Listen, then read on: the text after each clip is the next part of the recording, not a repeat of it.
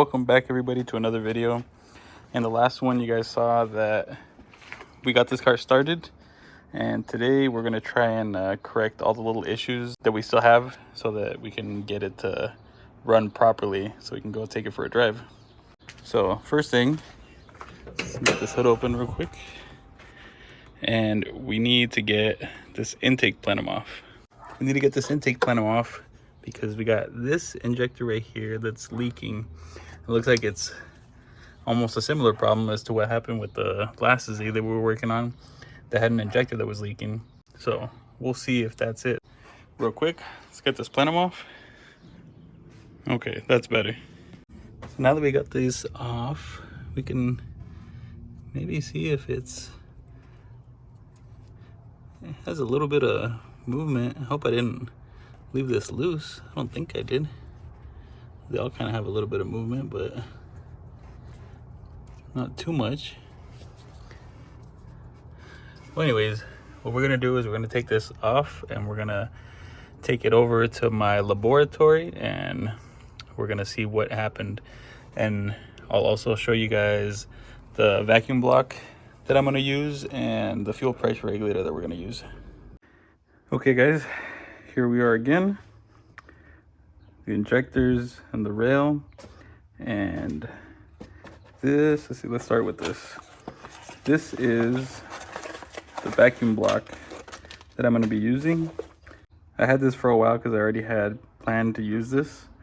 Vacuum line going in from the intake going in here, and then whatever we need for like boost controller, turbos, whatever we may need for the fuel pressure regulator.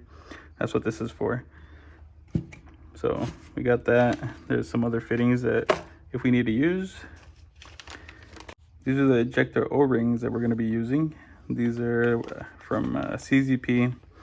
I usually get everything from there because they're local to me. And the fuel pressure regulator, I'm sure if you guys have done something like this before, you've seen this. These are all over on eBay, Amazon, Google, whatever. The cheap fuel pressure regulator wasn't too much. It was like 50 bucks. It's cheap, but it works. We already know this works. My friend Tony has it on his car and he's used it on another car too, and we know they work. So we'll be using these. Let's see. One of these fittings, we're going to be using two of these barbed ones, I believe. Something along these lines. So this one, I'm going to have to use something from there. It's going to be something like this. Yeah, something like this. And I'm not sure yet. It comes with fuel hose, but I don't think this is enough. I bought some regular hose, just some regular fuel injection hose that I probably use because this is probably not going to be enough. But if it is enough, maybe I'll be able to use some of these fittings, but who knows? It might just go from one of these fittings to like a hose clamp on the other end. So I don't know if I'll end up using that. It'd probably be easier to just use these barbed fittings. So that's that. As soon as we get to that, I'll show you guys how I end up doing that. But let's start with the fuel injectors. So looking at it from the front of the engine, this one was leaking, and I probably should have showed you guys beforehand, but I didn't. I forgot. This one was just puking gas out the side of this, like right out of here. It was crazy how much it was puking out, because first it started, I turned the key on a couple times, held fuel pressure perfectly fine. It ran for a little bit, and then maybe after like, I don't know, a minute? I don't even know if it ran that long. However long it was, towards the end of when we turned it off, it started shooting gas out of this injector out of the side. So that's why I was guessing it's probably the injector O-ring, but I guess we'll find out, because the other thing is that this rail is for a J30. It's not for a Z32, but the engines are the same. So I'm hoping that everything else is the same. Everything fit the same. So we'll find out right now. When we go put these injector O-rings in, I'm hoping that it just seats in there better with those O-rings, because these might have just been old and crusty from sitting for a year. Let's get to taking these off, because I'm going to do all of them, not just the one.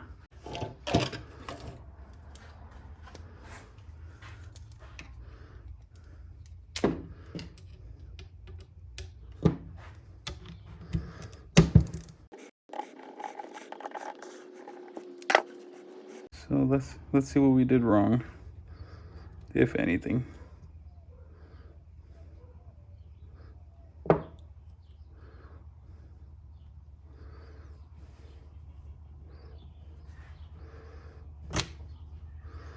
Oh yeah, you guys see that? That O-ring is like, it's kind of like squished up a little bit. Well, I'm guessing that is going to be our problem. This O-ring looks kind of weird, like it was seating kind of odd. Now we can just, what is all this crap?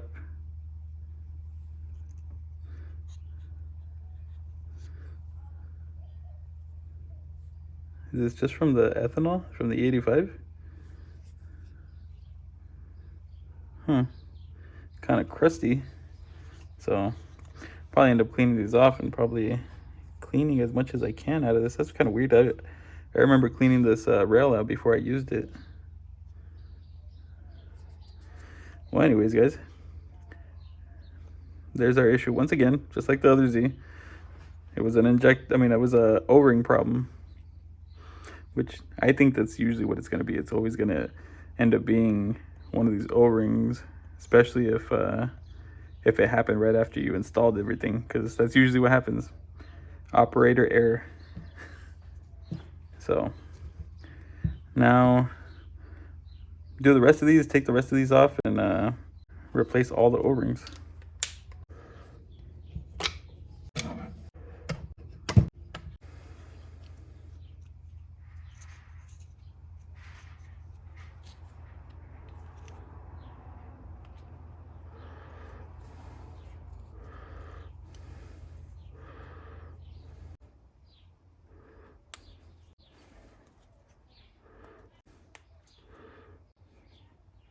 I don't know where I left my grease, my little tub of grease, so I'm gonna use a little bit of engine oil that I have here from when I was putting the engine together,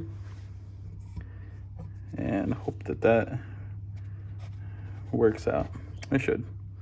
No reason why engine oil wouldn't work. It just needs a little bit of lubrication when you're putting them in. There you go. Oh yeah, it feels a whole lot better. Way better. Those are kind of hard to get in, actually. Just got to be careful when you're putting them in. Make sure that you're going easy on it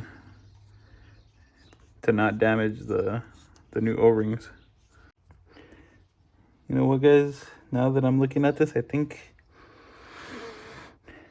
I fucked up when I put them in the last time, because I probably should have shown that. Or maybe I did. Maybe if I go back, I might have recorded that. But I'm remembering the tips of these injectors being inside of this fuel rail. And now they're sticking out a little bit. Well, shit. I guess I messed up.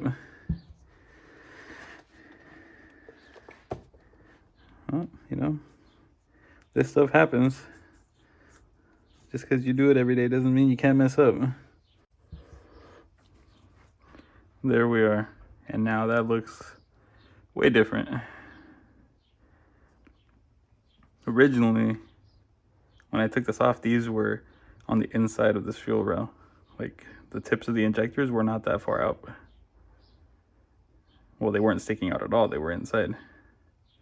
Which kind of sucks to think now, because I don't remember when I did that. I put that engine together. Put the engine together while I was working on the other Z.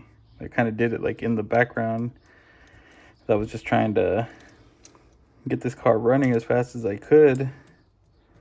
I probably should have shown everything on that rebuild, but I was just I just wanted to really get this thing up and going. Sucks just seeing the car there sitting and not being able to drive it. Which brings me to another point. If this if this one blows up, maybe it's not that big of a deal because I have another one that's at the machine shop. But maybe I'll put that one together. And if that one blows, we're never gonna run a VG in this car ever again. But who knows, man? I might get fed up and I won't want to even rebuild that engine if this one blows up. There's just so much work that goes into building something like this, and then you know, right away it blows up. It sucks big time. So who knows what we would do? What would be a good swap? I know everybody does an LS. RB is meh. They sound cool. Maybe a 2J, but 2J is super expensive. I don't know. We'll see, I guess, if that day ever comes. Let me finish putting this back together, and then I'll see you guys outside with the car and see what else we got going on with the rest of this stuff.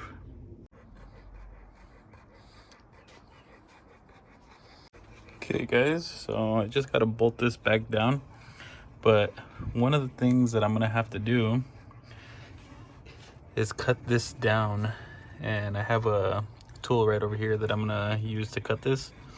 And I would have liked to have made this a little bit different, but for now it'll be fine. Later on, if this thing doesn't grenade itself, then we can worry about getting a nicer fuel rail or making this one nicer. But I mean, I'm cool with how I'm gonna do it right now. Here's the tool that we're working with.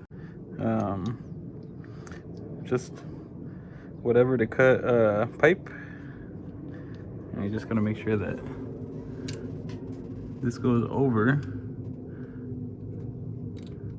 You should be able to just turn it on the pipe. Hopefully. And it should cut it. I hope.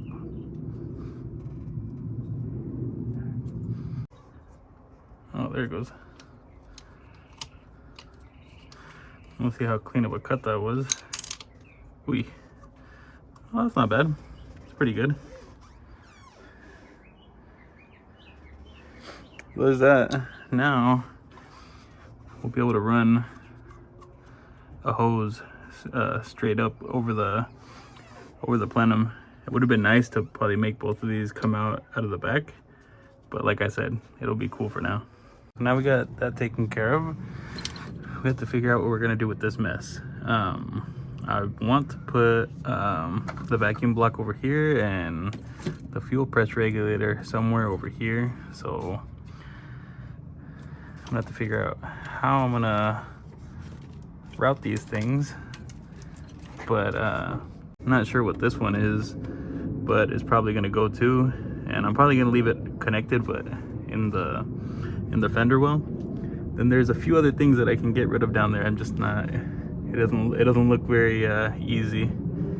Also, all this crap we're getting rid of along with this fuel filter, because we're gonna be using a whole nother fuel filter. I just don't know exactly where we're gonna fit it, but it's not gonna be right here anymore. It's probably gonna be somewhere closer to the fuel pump, but we'll figure that out when we get there. It's just there's not a lot of room right here right now. Maybe once we end up with a different wiring harness, because this right here takes up a lot of space. Let's get some of this crap off so we can get at least the boost solenoid over there. I mean the boost solenoid, so we can get the vacuum block over there. All right guys, quick tech tip. When you're putting this Teflon tape on on the fittings for the vacuum block, it does make a difference which way you put it on. If you put it on the wrong way, so let's say it threads in, obviously righty tighty, lefty loosey. If you're putting it this way, like this, and you go to thread it in, it's gonna get like bunched up. So you want to put it the opposite way, like this. That way, when you thread it on, it goes with the threads, and it doesn't like get bunched up. Also, make sure it doesn't plug up your hole. So let's see, I decided to put it that way. So watch, when I thread it in, it should just go with the threads, just like that. Boom. So this will be mounted like so down here. I think it'll look all right there. Now, after getting rid of all that crap, it looks real clean. So I got rid of all the brackets and that little like vacuum reservoir that's for the clutch master cylinder on the twin turbo. We don't need that stuff anymore. As far as I know, I've never had an issue with not using that. The vacuum line was never hooked up, so it never felt weird. Like the clutch never engaged oddly or anything. I don't know if anybody else has come up with that issue, but I never did. So that's gone. Maybe eventually I'll get a whole like NA pedal assembly if that ever becomes a problem, but I don't think so. And then cut the fuel lines. I'm just gonna figure out how to get them off from down there, but I decided to figure out what I was doing with this vacuum block now before we lost sunlight and it got too dark, because I'm not in the garage, so I gotta figure out how to do as much as I can before the sun goes down. Alright guys, I'm about to lose sunlight, so figured I should show you guys how the fuel pressure regulator is gonna look.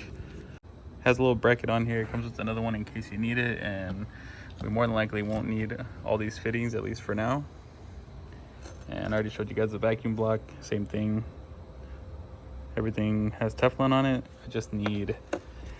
I need to get everything mounted on the car. I already know where I'm gonna mount this one. I'm just not sure where I'm gonna mount this, because the wiring harness is getting in the way of where I originally wanted to mount it. So now I'm kind of rethinking where I'm going to do it. Got all this vacuum line, fuel pressure hose as well. That way I can get all this done. But yeah, the sun's gone. We can still kind of see through the phone, but it's getting dark. So I'll be back with you guys tomorrow morning. I got pretty much everything where I want it, minus the fuel lines. They're going to be here for now until I can figure out something with the fuel rail, whether that be get another one, which I think I probably won't, and I'll probably modify this one or find another one and modify it so that the fuel lines will go out the back of each end. That way it'll look a lot cleaner going that way. By then I'll probably be doing something with this wiring harness. It doesn't look too bad. I think it could look better if it was tucked. Let's see, all the vacuum lines, they've been tucked. The blow-off valves, all those are running through here. The two blow-off valves are going here. Let's see what else. This too, I shortened this one. This is for the booster, for the brake booster. This can be super short as long as you have this check valve in between. I still need a vacuum line for this one. That's gonna go to the bottom of the vacuum block. I got these all on there, and I'm probably gonna need to put one more block off on there, because I think this is all the vacuum lines that I need, and I still have one port open. Let's see what else. The fuel pressure regulator, that one was not too hard to install. It was just kind of weird figuring out where where to install it. Like I probably could have put it somewhere else, but this was just the easiest for the amount of fuel line that I had. So here, see this one? This one's the return, and the feed. The feed is underneath on the bottom. I believe. Let me make sure. Yeah. So this one's the return, goes in, and then goes down to, let's see. It goes down to that one where my crusty finger is pointing. To that one there, that's the return, and that one's the feed. The feed is coming up to this one. The return is going there into the fuel pressure regulator and down and then back to the tank. So we currently have no fuel filter right now, but I'm gonna figure out how to put one somewhere under the car closer to the gas tank. Yeah, we'll figure that out. And then as far as that balance tube thingy, that's just temporary for right now. It works for now, but this is the other one, the stock one. This one just needs to be blocked off. So this needs to be cut off. This needs to be cut off as well. And then right here too, I guess. Well, yeah, take this off. Basically these pieces, this one blocked off and then this one blocked off here, and I guess you could just take this whole thing off, because once you delete this section, yeah, once you delete this section, then there's no more air flowing into this. This is the one that feeds the idle air control. But that'll be for a whole nother video, because it's gonna take some time to do that one. So for now, this should work. I just need to finalize a few little things, but for the most part, it's pretty much ready to go. Just got to clean up all my mess, the stuff, all the trash that I got rid of, and then yeah, we should be good to try and start it up again. Well, once I get another battery, because that one's no good. Also, I just remembered I did not get hose clamps for this for these fuel hoses. I just used the old Nissan ones, so they go over here, but I need to get 2 hose clamps for this side and then the one on the bottom. Honestly, it probably stay put without a hose clamp, but I'm gonna put a hose clamp on anyways, because it was a pain in the ass to get those on. I needed a little bit bigger of a fuel hose on this end, but the other side was just the right size. I think this is 5/16. Yeah, the hose is 5/16, but this end is 3/8, so I really had to force it on there. I had to dip the hose in hot water and let it get hot and then put the hose on. I'd never tried that, but it worked.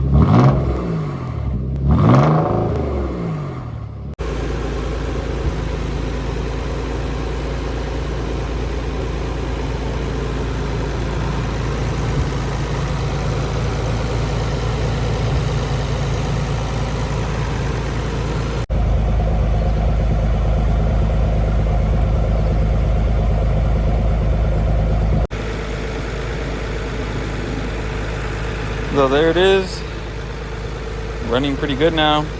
I see a little bit of smoke out of the exhaust. Not too sure what that is. Even before, when I first put the car together, it always smoked a little bit.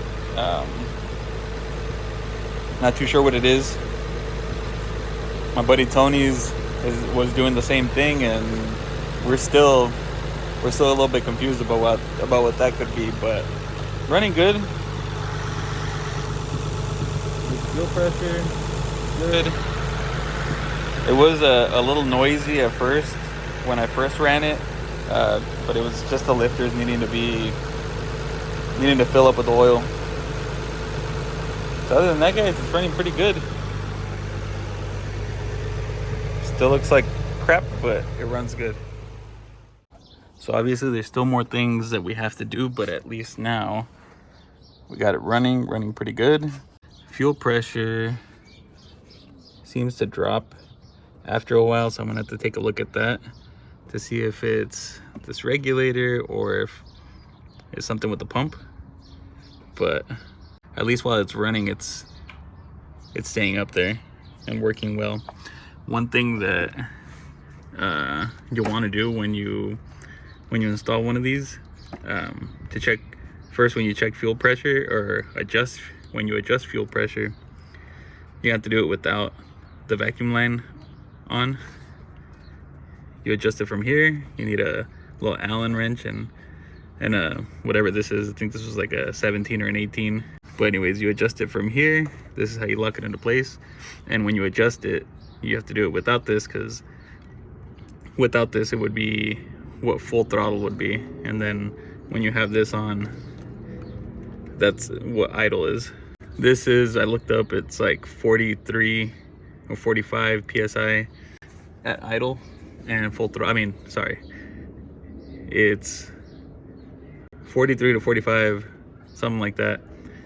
I have it at 45 for full throttle, which would be with the vacuum line off, and then it should drop down 10 psi, which is 32 to 35 with it hooked up at idle. So other than that, everything's looking pretty good. On the next video, we're gonna probably try and take it for a drive, see what happens, and see what else is broken. Hopefully nothing else. So that's gonna be it for this one, guys. I hope you guys are enjoying these, and we'll see you on the next one. Peace.